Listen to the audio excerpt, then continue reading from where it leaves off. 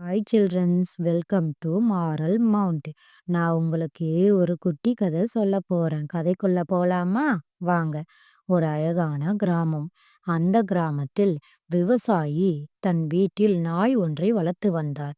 அதன் பெயர் பப்பி. தன் முதலாளிக்கு விசுவாசத்துடன் இருந்தது.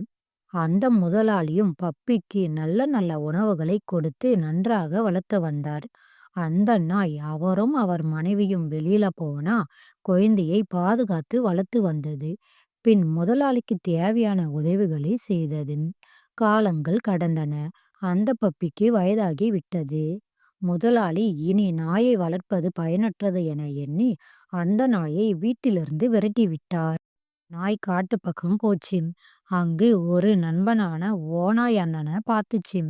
ஓநாய் கேட்டது, என்ன நண்பா, என்ன ஆச்சு?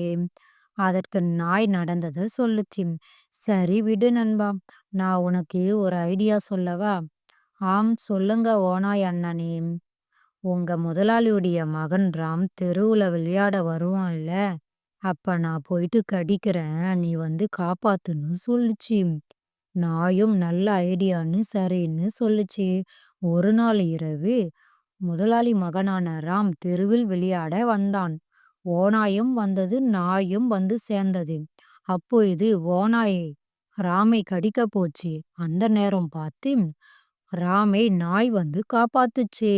அத பார்த்த அவர் முதலாளி மனம் மாறி மறுபடியும் நாயை தன் வீட்டில் சேர்த்து கொண்டார்.